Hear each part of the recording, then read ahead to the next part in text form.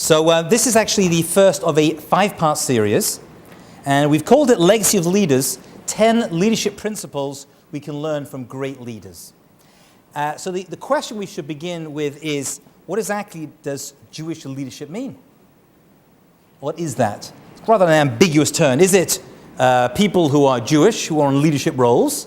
Because there are many Jewish people in leadership roles who maybe shouldn't be there, but there have been some great Jewish people in leadership roles, as we'll see.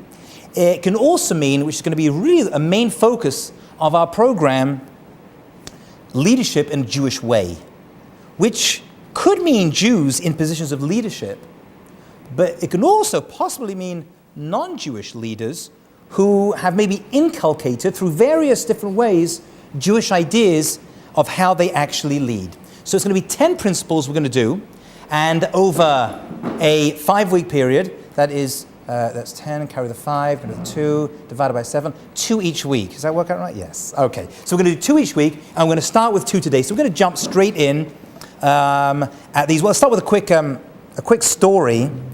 They say this story is about Ben Gurion, David Ben Gurion, the first ever Prime Minister of Israel. He's got a great airport. He didn't open that, named after him. And the story is, by the way, it didn't happen to him. I'm 99.9% sure. And I don't know if the story even happened yet. But it demonstrates a little bit of the idea we're going to be dealing with. And the story is told that he actually met the Prime Minister of China. And the Prime Minister of China was like almost laughing and scoffing at him. Like, you have it so easy. I am the Prime Minister of 1 billion people. And you're the Prime Minister of, 2 million back then? 2 million people? I got it tough. And the story goes that David Ben Gurion looked back at him and said, no, you got it wrong. You are the Prime Minister of 1 billion people. I am the Prime Minister of 2 million Prime Ministers. There seems to be this trait that goes through our people which pushes us, as we're going to see from the sources, and you could look at this sociologically, psychologically, anthropologically. I'm going to look at it spiritually as well, although those factors are very important. Sociologically, of why Jewish people seem to almost like move forward into the world of leadership. And we're going to try to learn from some of these great leaders some beautiful ideas. So let's probably begin at the beginning. And principle number 1 of the 10 principles of great Jewish leaders is the opening of Genesis. That's a great place to begin, because the principle is leadership begins with taking responsibility. Leadership begins with taking responsibility. And we see a great difference between the opening of Genesis, Bereshit, and the book of Shemos, Exodus. You see, in the book of Genesis, there seems to be a lot of failure in this realm, and eventually humanity gets better, and it reaches a great point at the beginning of the second book of the 5 books of Moses, the book of Shemot, the book of Exodus. Let's have a look at that together. So obviously we open up with 2 people, Adam and Eve, and they have a certain problem. Hashem called out to them after they had sinned and eaten from the tree of good and evil, which would reveal a certain amount of knowledge which they were forbidden to have eaten. By the way, they were told they could eat whatever they want, but they wanted that thing they weren't allowed to have. What that story is about is another discussion. But for now, let's take it as a given that they ate from that which they shouldn't have eaten. Okay? And God calls out to man and says, where are you? Now, just to cut into the dialogue for a moment, this is not a geographical question. Everyone agrees that God knows exactly where they were. It was a question of, where are you? What have you done? Right? It's also an opening of conversation, which we'll see is a very important aspect, that God was trying to make them fess up to what they had done. Straight away, the man said, and I brought this is Genesis chapter 3, verse 9 through 13, the woman you gave to be with me, who, by the way, he loved very, very much, okay? But right now he's blaming. She gave me of the tree and I ate. What's the first thing Adam does? He blames his wife. Blames his wife. Doesn't take responsibility for his actions. Maybe we'll do better with womankind. And so God turns around to Eve and says, Hashem, God said to Eve, what have you done? And the woman said, the serpent. It wasn't me. It was a snake. What's everyone doing over here?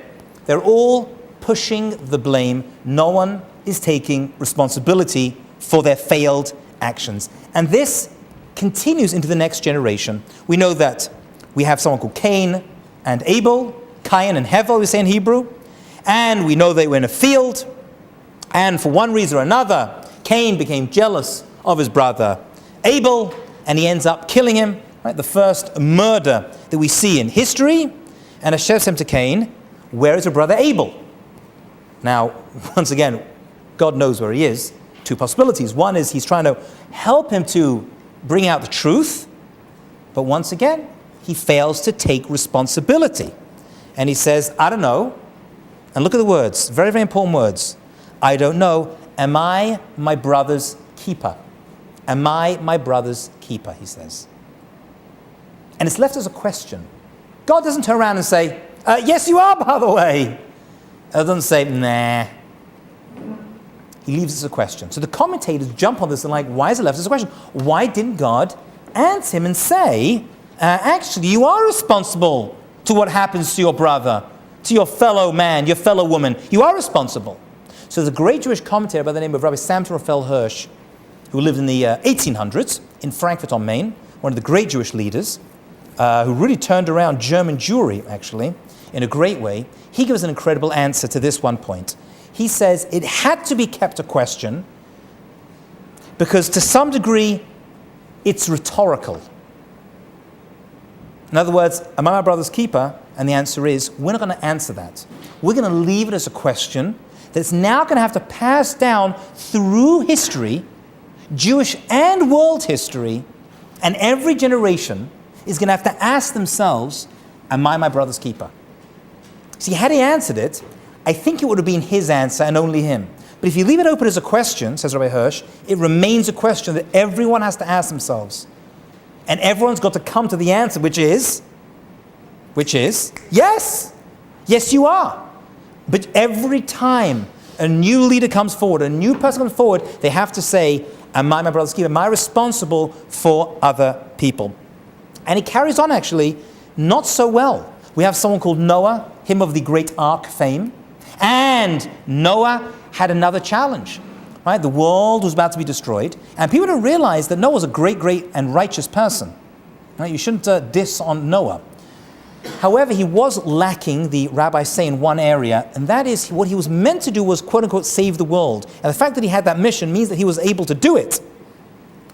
He didn't fulfill that mission. For whatever reason, he was not up to par, able to do it, and the end being that he himself was saved, and his wife and kids, and their siblings, and their spouses. But he himself was not saved. The generation around him was not saved, and he was slightly culpable because he could have done something about it.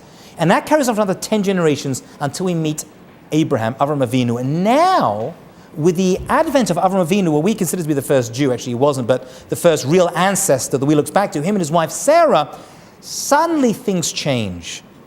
And Abraham and Noah are, in Jewish thought, they end up being compared to each other. And Abraham is someone whose essence was responsibility, not just to myself, but to other people. And Abraham is considered to be one of the great Jewish leaders. And his raison d'etre, you'll find one thing, there's a certain theme that goes with every Jewish leader. Does anyone know what his theme was? Chesed, kindness. That was his motto. That was his, I don't know his word, mantra, but you get the idea. That's how he lived. And that was the essence of his leadership. So compare that, which starts off not so good but gets much better, to the beginning of the second book of the Torah, of the Bible, and that is the book of Exodus. And that's where we meet someone called Moses. Right? Moshe Rabbeinu. Okay? Now that, interesting enough, that wasn't his given name at birth. You're aware of that. Do you know how many names he had, by the way? He had 10 names. He had 10 different names. There's actually a dispute what the name he was given it as birth, the main name. Some say it was Tov, some say it was Tuvia. You ever met a Tuvia before? So Moses, actually, that was his name, was Tuvia, was his real name. The word Moshe was actually given to him by the daughter of Pharaoh when she dragged him in his little floating cot device out of the water. And that's what the word means, to draw out. And remember, your name, not for now, but your name is your essence. And the essence of Moses and his leadership quality was that he was able to draw one thing out from another. So his name represented what actually happened to him. He was drawn out. And that's going to be the power of Moses. And there's 3 episodes we're going to see that really, when Moses took the initiative and took action. And they all happened. He was very, very young, by the way. And the 3 are, number 1, he prevented injustice against the weak, leadership quality, within responsibility. Now, so we're in the world of responsibility. Number 1, injustice towards the weak. Number 2, he pursued peace. And number 3, he helped strangers. And these all happened to him at a very young age, but all of them ended up helping form who he would become when he was much older. By the way, we're not very good and into young leaders. All right? Once you, like in American society, you think about retiring, like 60, 65, In Judaism, at that age, you're just starting. That's when it just gets going, right? You're just beginning to get involved. Daniel, could you hand us You're just beginning to get involved in the idea of leadership. Let's have a look at what he did that got him going. And maybe this is why he was chosen for this role as the leader of the Jewish people, okay? And it says, first of all, the book of Exodus, and it came to pass in those days, Moses was grown up. Okay, that is, I don't believe that's a question of his physical growing up, but something happened to him, and he was in his teens, by the way, when this happened, and he'd grown up in the palace of Pharaoh, remember? And he went out to his brothers, and he saw their burdens, and he saw an Egyptian beating a Hebrew. He's a Hebrew, he's not Jewish yet, because we're not the Jewish people yet, but he sees him hitting this descendant of Abraham and Isaac and Jacob, right? And one of his brothers. And it says he turned this way and that way. There's a whole discussion what that is, by the way. But he thought. He took time to think about it. He saw there was no man, second page, ish. No one else was going to take responsibility. And he struck down the Egyptian and he hid him in the sand. He killed the Egyptian because he was attacking this Jew, the slave. He was about to kill him. He had to stop him. The only way to do it was to kill him. He kills him, he hides him in the sand. As a side point, just jump forward, because we have Passover in a couple of weeks, so it's going to be mentioned there as well. One of the plagues involved the sand, the lice. Moses was not allowed to begin that plague. His brother had to do it because it involved the sand, and the sand helped him, so he had to show gratitude to the sand. It's another discussion. Maybe not for this course, that I may come up again. The idea of giving gratitude is actually a very important part, but we'll leave that aside. So that's number 1. He helps injustice of the weak. Number 2, he pursues peace. The next day, after he kills this Egyptian, it becomes a big story. People find out about it, and he sees 2 Hebrew men, now 2 Jews, are fighting. Okay? And he doesn't want that. He wants to pursue peace. And he said to one that did the wrong thing, goes, "Why did you hit your fellow?" So he turns around to him and says, "Who made you a leader over us?" He gets in his face. "And how do you judge us?" And then he says, here's the kicker, "So you want to kill me like you killed that Egyptian yesterday?" Gives him a slap in the face. I mean, not literally, but metaphorically. Okay? And Moses was very, very frightened. And he said, "Indeed, the matter of my killing the Egyptian is known." And remember, it gets back to Pharaoh, he's going to want to kill me. It did get back to Pharaoh, and he has to escape for his life. And at that age, he leaves Egypt and doesn't come back for another 60 years or whatever, till he comes back as an old man to eventually take the Jewish people out of Egypt. But he has to go and leave at that moment. Just interesting, why was he frightened? Why was he frightened? So the basic answer is he was frightened because Pharaoh's going to find out, he's going to want to kill him, and he's in big trouble. Right? This is the person, the leader of the country. So that he was very, very nervous and very, very frightened about. What else could it have been? So the other possibility, say the sages, is that they were speaking badly about each other. He knew that Lashon Hara, bad speech, was being spoken about. It got passed around that Moses had killed this Egyptian. It had become evident that he had done it. He had become very, very nervous because when people speak bad about each other, bad things happen. That is a general rule that we're going to see runs right through Jewish history, from this point to the present day. And most of the bad things that have happened to us over time have resulted from Lashon Hara, bad speech. So that's a thing to keep in your mind. We'll be visiting speech as well. And Moses himself himself was a victim of his own bad speech. We're going to come to that a little bit later in another class. Finally, the third example, he helped strangers. He fled from the scene. He ended up going to the land of Midian. It's actually there that he met his future father-in-law, Jethro, and he had 7 daughters. And they came and drew water and filled their troughs with their father's sheep. And he sees that these shepherds were molesting these girls. And he comes along, complete strangers, doesn't know who they are, and he feels bad for them. And he was a very powerful person. He was a young, powerful man who grew up in the palace. But there's a side point. The commentators say that Moses was the only person, we have discussed this in more detail, but I have to mention it now, who could save the Jewish people. I mean, mankind. Why? It's fascinating. Because Moses grew up in a palace, so he saw leadership. He saw the idea of power. The Jewish people, they were slaves. So make a slave into a leader. Once a slave, always a slave. There's going to be something missing. So one reason why Moses, well, we see retroactively got his position in the palace, being brought up there, was that he could see true leadership, so he could take on the role of leadership. And one thing we'll see through history is that people that come from lower places and take on big positions of leadership, they're lacking something and can end up actually becoming great abusers of people because they themselves were abused. It's a common trait you see through world history. Not so the case of Moses. Moses was, and he was reluctant, as we will see. He took the responsibility. He did what he had to do in those 3 occasions, and maybe because of that, he merited to lead the Jewish people out of Egypt, and his great, obviously, personal conduct and midot and character. We'll speak about that as well. We're not impressed by leaders who are great leaders but treat the lower classes like dirt. We're not impressed by that. That is not a Jewish concept of leadership. But Moses saw great leadership, he followed it, and he treated others with great respect. So maybe these are the 3 things. And that is why we brought down a source of him from a book, The Leadership Qualities of Moses, of Moshe.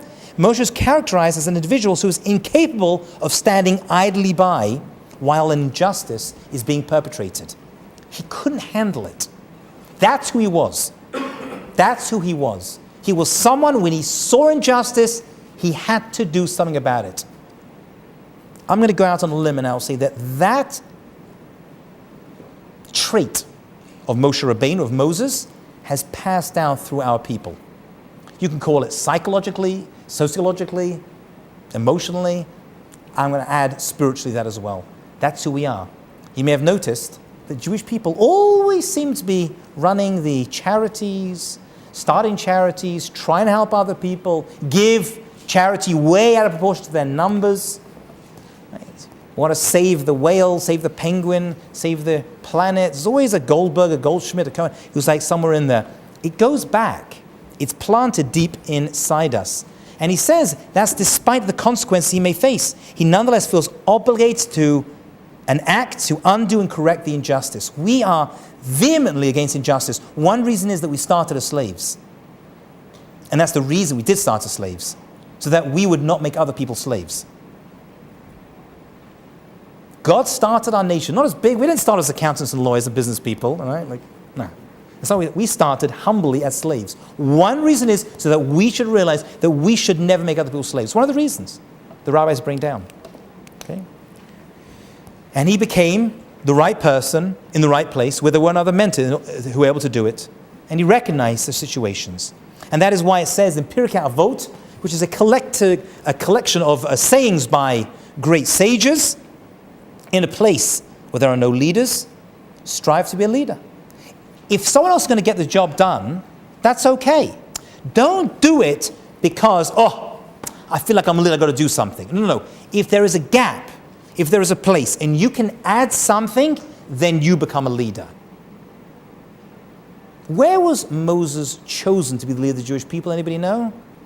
Where was Moses? He was at the burning bush. The burning bush was where he was. All right, why it was a bush, why it was burning is another discussion, whole discussion, what the bush represents, what the fire represents. That metaphor is very strong. But we'll leave that aside. He didn't want the job. He argued. Do you know how long he argued with God for? A week. 1 week of arguing with... Now, I don't know how you argue with God for a week. You know what I'm saying?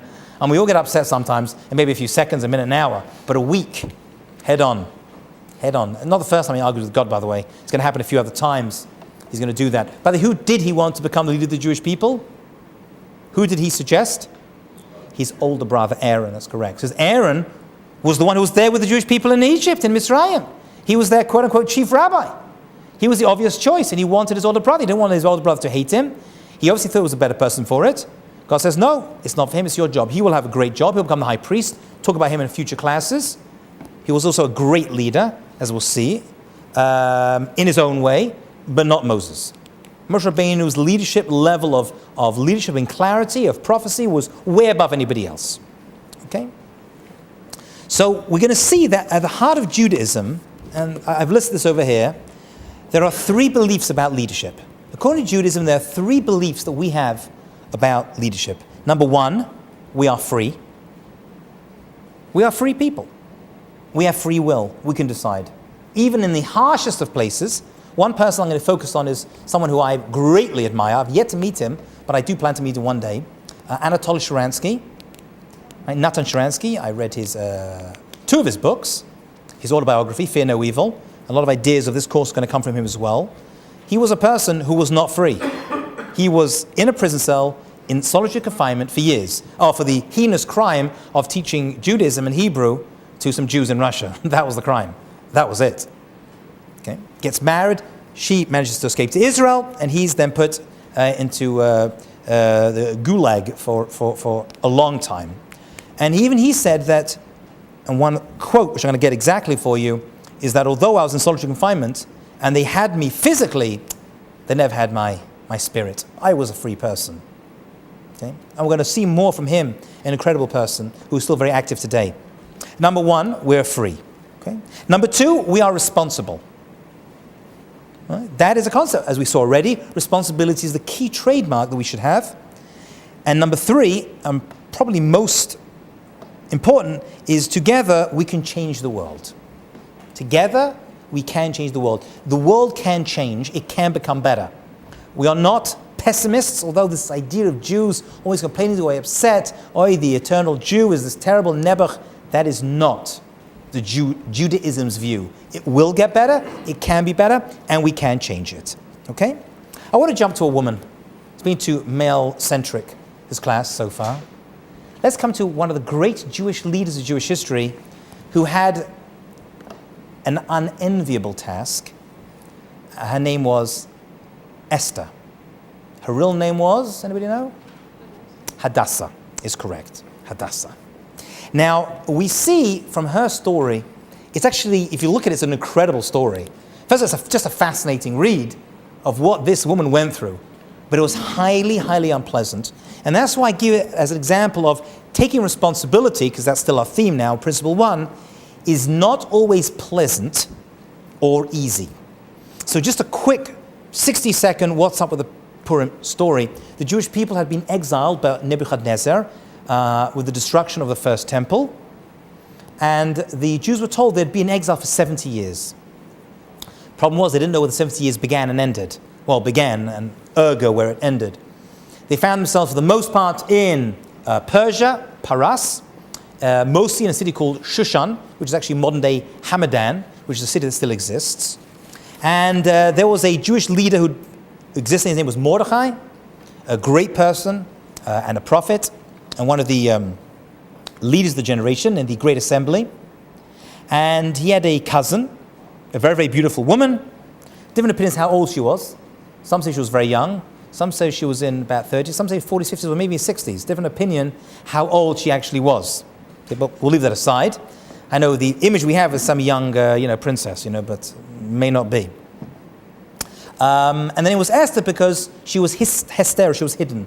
No one knew who she really was. Okay? So the whole story goes. He kills Vashti, this evil wife he had. Don't feel sorry for her. She was an evil anti-Semite. Caused a lot of pain and trouble to our people. And Achashverosh, the leader of the time, the subsequent dictator from Nebuchadnezzar and Belshazzar, kills his wife and now looks for another wife. And the way to do that is he kidnaps many women off the streets, young virgins, as well as having many of them actually volunteer because they want the job. Big opportunity. The queen of the unfree world is a big thing. Dictator's wife is not so bad. She was taken, and it builds up. that there was an evil person called Haman, who is an anti-Semite par excellence, wants to wipe out the Jewish people. Achashverosh agrees to allow Haman to kill the Jewish people, not knowing that Esther, his wife who he loved so much, is actually Jewish. And it comes in the middle of the story to a peak. People don't realize, they just read through the section, but there's actually a point right in the middle of the story where it actually peaks like this. And once it gets over that bump, it kind of, things start to go a little bit smoother. And the key point I want to point out to you, just to show the power of Esther and Mordechai, to be fair, is that Esther goes on a suicide mission to go into Achashverosh to tell him that she's Jewish. That's what she's going to do. So that's a very scary thing to do. One reason is because you have to get 30 days permission to speak to the king. But we'll leave that aside. What she's going to do, people don't realize, is a very scary thing. And Rabbi Shlomo Yitzchaki Rashi explains what her plan was. Her plan was to go into Achashverosh and start to plant a seed in his mind that she and Haman were planning on getting rid of him and taking over the leadership. And there's nothing that scares a dictator more than people who are close to him killing him and taking over his position. Nothing scares them more to this very day. Distant people, not so bad. Close people, worse. People right next to your wife who's with you in bed at night, that freaks him out.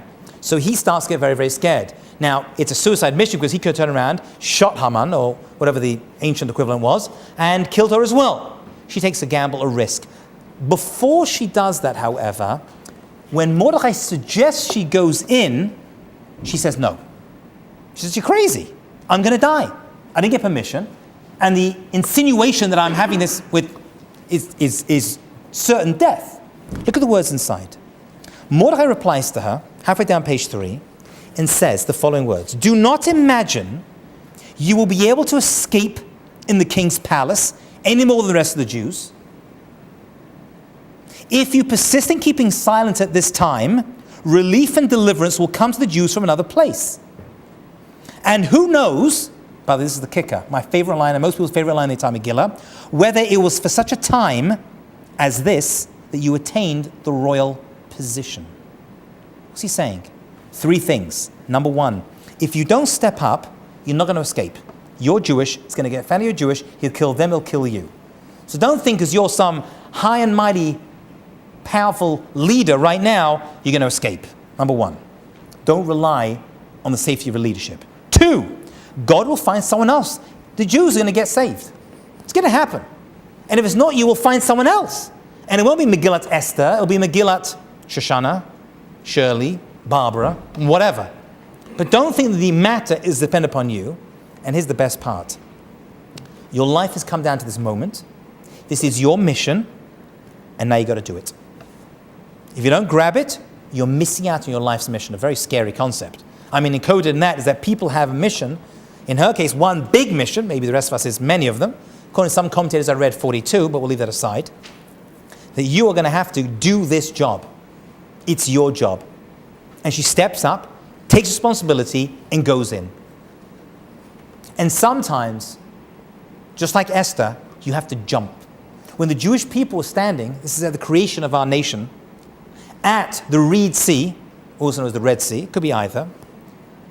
So we read the story, Moses put his staff out and the sea split. But actually that's not exactly what happened, or only what happened.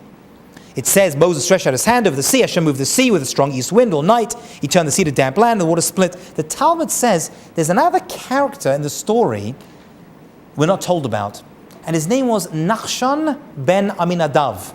Nachshon, the son of Aminadav, and he was one of the leaders of the tribe of Judah, of Yehuda, one of the great tribes that actually we are, for the most part, all descendants of. And he heard Moses, and the people were scared. So he says, we got to get the sea to split. So the Talmud tells us he jumped in, and the water was low. And he went in further, and he went up, and eventually got to the point where it was up to his nose, which is pretty much death. At that moment, the sea split. That's what the Talmud tells us. What is that story? What is that? Who is this person? It's interesting that we went to a military base on our last trip to Israel, my last trip to Israel last summer, when I took a group out there. And this particular military base, the group of soldiers there, they are called the Nachshon Brigade. So I said, why did you choose Nachshon? I said, we're the soldiers who go in first. That's what they call themselves. It's not just soldiers, it's us as well. You just have to jump. You just have to jump sometimes. And in the merit of Menachem Begin, and he's considered a great hero for doing this, he led it, and the people saw him and said, if he could do it, we're in. And they went in as well, and they followed him. But he started the ball rolling. He took responsibility, and in his merit, the sea split. I mean, it was Moses who did the splitting, with God's help, obviously, but it was Menachem Begin who really got the job going. Sometimes, leadership is taking responsibility to get out of the way. That's your responsibility. There's a famous story of Bilam, Eov, and Yitro. Right? Bilam was an evil non-Jewish prophet. Eov was he of great suffering. Job, in the book of Job, is Eov. And Yitro, Moses' father-in-law. And the Midrash tells us that all these three people were actually advisors to Pharaoh. And Pharaoh wanted to kill them. He wanted to put the Jewish male babies into the Nile. And he consulted with these great leaders. And Bilam said, kill him. Eov said, nothing. And he was punished with great suffering. And Yitro ran away. And because of that, he merited to have children and grandchildren, great-grandchildren, became leaders of the Jewish people. Right? His daughter ended up marrying Moses. Sometimes you have to know when to take responsibility by just getting out of the way. Okay, let's do principle number 2. Principle number 2 is a very, very Jewish concept, obviously, which is no one can lead alone. Now, this may seem obvious to you, right? As you say here in America, there's no I in team, but there is me, just so you know. And if you look in the A, there is an I there as well. But we'll leave that aside. In Jewish thought, you cannot lead alone. And we learn that lesson very, very early on in the Torah from God. God. What happens? It says in the book of Genesis, chapter 1, verse 26, and God said, let us make man in our image, in our likeness. I mean, let us. God's making mankind. God's creating the world, the universe, and everything. Why would he say, let us? So the question is, who was God talking to when he said that? Rashi has that question. And Rashi says an incredible thing. It was the angels. God consulted with the angels, these spiritual beings, before he even created mankind. Rashi is perplexed by this and said, one second. These angels didn't actually help in the creation of mankind. God just consulted them. And Rashi even says, and there's a problem. People may think there's two gods. In the future, people may read this Torah and say, let us make man. You see, there's two gods, which is against the basic Jewish concept of one God, monotheism. And yet, God decided to use the idea of let us make man to teach a lesson that even if you don't even use those people to do what you're going to do, lead and create, you should consult. At least consult. And that lesson, according to Rashi and the Jewish commentators, was more important than the possible mistake of future people who say there's more than one God. That's how important this idea of one person cannot do it alone. And actually, it's all good, except when you lead alone. And that's obviously a discussion about marriage, because everyone who gets married becomes the leader of their family. And we see over there that man was created alone. And we hear in the book of Genesis 7 times you hear the word tov. Only twice in the Torah is the word lo tov, not good, written in the book of Genesis. And the first is when God says to mankind, and says, not good for you to be alone. You need a partner in life. Okay? You need an Ezer Kenegdo, a helper who's opposing you. It could be there to push you and help you become great. Okay? And what's the goal? So you become one flesh. The second is when Jethro sees his son-in-law Moses leading alone, because Moses was the leader, and Yisro turns around and says, that's not good. Two not goods. He says, what are you doing? You can't lead alone. Right? You can't live, and you can't lead alone. You need to have others. And what he ended up doing was choosing other great people to become judges among the Jewish people, and the power devolved for smaller cases to because he was up all night. He was driving him crazy. You can only imagine, right? I'm sure you can imagine. So 2 principles. You cannot live alone. You cannot lead alone. And in Judaism, we see this Because we have, at least biblically speaking, 3 types of leader. And they are kings, malachim, priests, kohanim, and prophets, neviim. And each one of those had their own respective role. The king was a political leader. The priest was a religious leader. That's what their job really was, to lead spiritually. And the prophet was a visionary, a man or a woman of ideals and ideas. And Judaism leadership is an emergent property of multiple roles that are all in it together. Right? This balance of power, this, you call it in America, checks and balances. Have that expression, right? Between the 3 branches of government over here. See, I learned American political history I learned American history. It was a short course.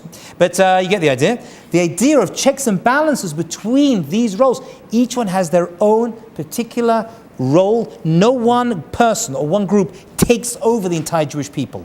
That is not the concept. Someone called me up today. Today a pope was elected. So the idea is you have a pope. So someone said, what's the Jewish view of a pope? Right? Do we have a similar thing? Is the chief rabbi? And I said, you can't even compare it. First of all, the chief rabbi is, destroyed politically, right? It's a very tough job. Ask any chief rabbi. We have a chief rabbi in England, but he doesn't lead, he guides, he advises, right? And there's some leadership quality as well to who the chief rabbi is as well. But the pope, he's meant to see he's a direct connection to God. That is not a Jewish concept.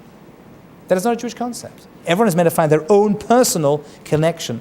And that's why King Solomon, one of the greatest Jewish leaders, actually Jewish history, we'll see more and hear more from him. He wrote a lot about it, and he went through great difficulty, spoke of this idea of teammanship when it comes to leading.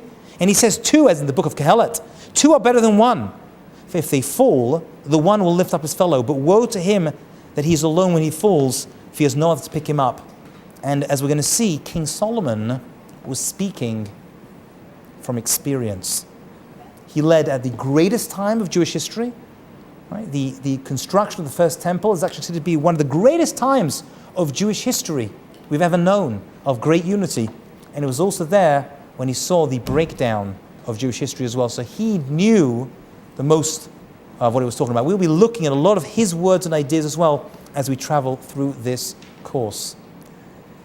Those are our first 2 principles out of 10 of Jewish leadership. I thank you so much. Any questions or thoughts or comments would be appreciated. We good? See you next week for the next 2. If you have any questions, you can always email me or call. Thank you.